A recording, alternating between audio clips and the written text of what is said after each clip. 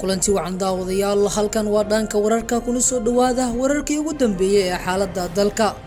Qodobada warka ugu waaweyn waxaa ka mid ah wararkii ugu dambeeyay ee khasaaraha ka dhashay dagaalka Guriceel oo maalinkii saddexaad galay.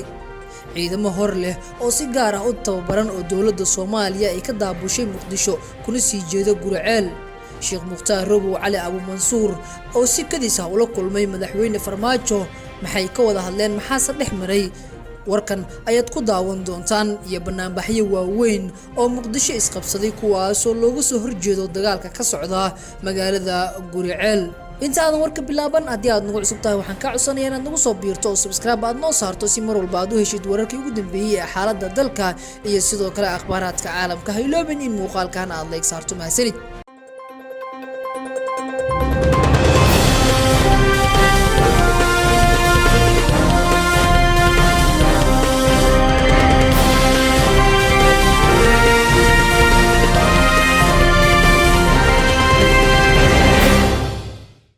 aan ku bilaabay warka magaalada Guriceel waxaa wali ka socda dagaal culus oo u dhaxeeya ciidamada maamulka Galmudug oo garab iyo gaashaan ka helaya kuwa dawladda Soomaaliya iyo xogaga Ahlus Sunna oo ka soo horjeeda waxaana dagaalku uu cagaha la galay maalinkii saddexaad oo xiriir ah.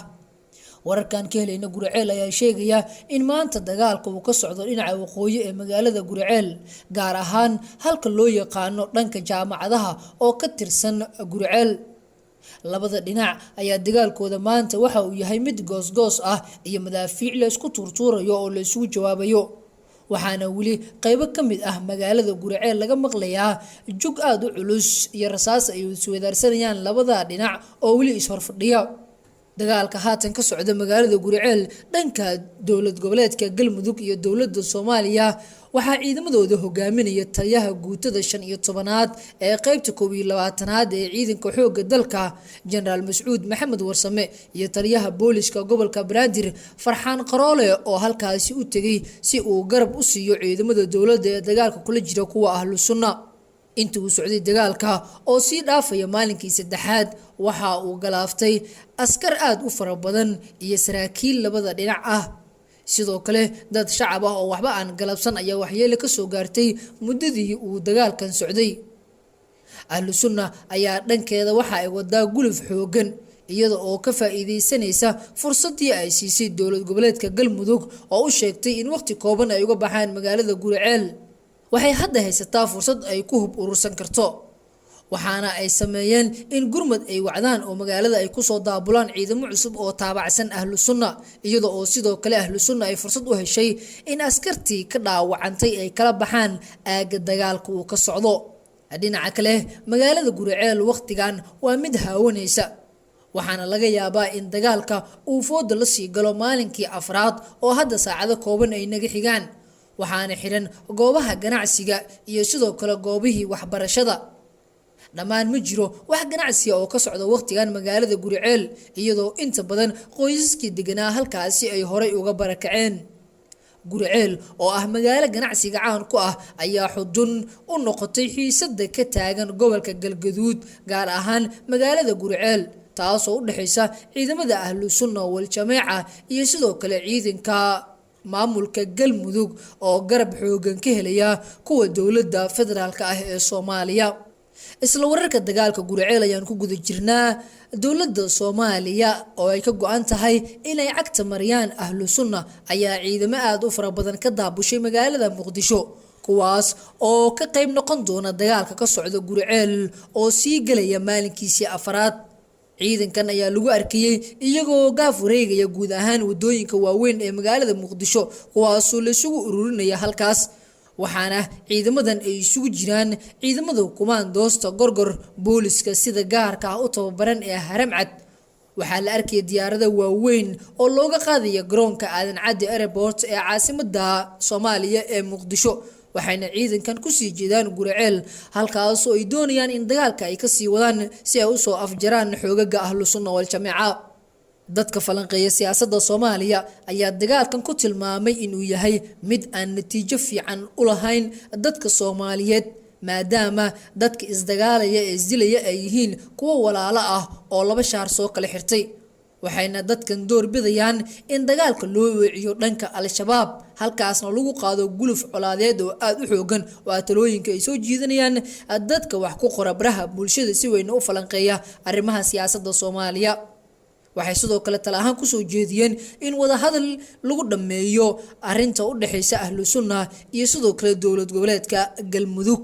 dhanka kalena waxaa maanta magaalada Muqdisho ee caasimadda dalka ka dhacay banaanbax aad u xoogan oo looga soo horjeedo dagaalka magaalada Gurceel ee u dhaxeeya ciidamada maamulka Galmudug oo kaashanaya kuwa dowladda iyo sidoo kale ciidamada ahlu sunna oo dhinaca dadka dhigaya banaanbaxan ayaa isugu soo baxay iskoosyada waaweyn ee magaalada sida iskooska Tarbuunka ee degmada Hodan waxayna halkaas ku gubeen taayiro iyo qashin aad u fara badan iyadoo oo wadada xirtay waxa ay ku dhawaaqayeen ereyo ka dhan ah maamul goboleedka Galmudug madaxweyne Qoorqoor madaxweyne Farmaajo iyo dowladda Soomaaliya kuwaas oo ugu sheegayeen in la joojiyo colaadda ka soo cusboonaatay gobolka Galguduud.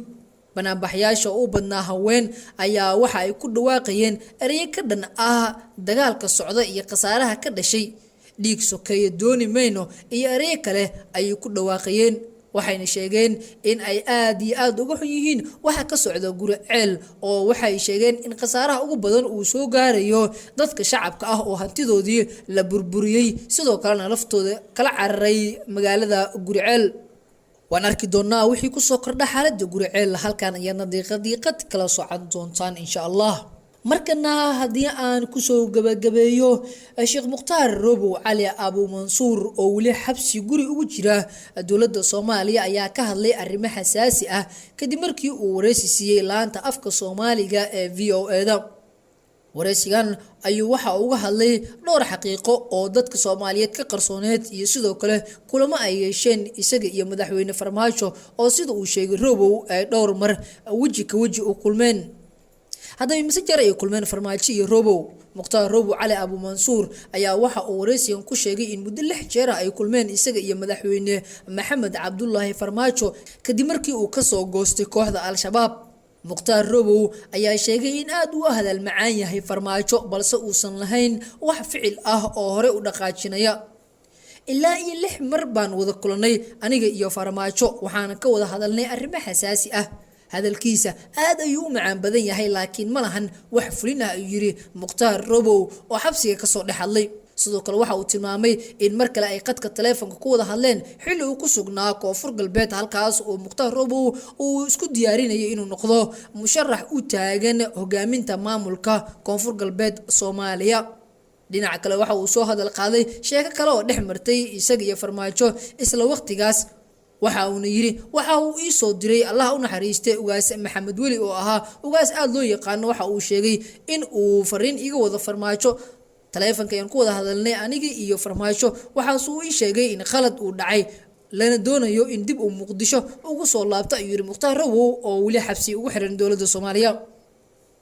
sidoo kale waxa uu sheegay in isaga iyo Fahad ay wada hadleen Fahadna uu sheegay in wax natiijo uusan ka heli doonin doorashada Koonfur Galbeed xitaa haddii uu guuldareystana uusan mar kale dib ugu soo laaban doonin dhanka dowladda maadaama shabaab uu ka soo goostay Mukhtaar Robow. digniin culus ayuu siiyay waxaana uu ii raaciyay waxa ku furan oo kaliya saaxiibadaadii hore taasna kuma fududo ayuu yiri Mukhtaar Robow oo ka hadlayay isaga iyo Fahad Yaasiin hadalkii dhexmaray. Sheekh Mukhtaar Robow Cali Abu Mansuur ayaa waxa uu soo maray marxalado kala duwan muddadii uu xabsiga ku jiray kadib markii uu ka soo goostay Al-Shabaab waxaana wali uu xiran yahay dowladda Soomaaliya oo xabsi guri ku haysta magaalada Muqdisho. intaas ayaan doonayaa in guud ahaan aan ku soo gabagabeeyo warkii oo aad kala socoteen dhanka wararka. haddii aad nagu cusub tahay nagu soo biir si aad u heshid wararkii ugu dambeeyay ee dalka Mahadsanid.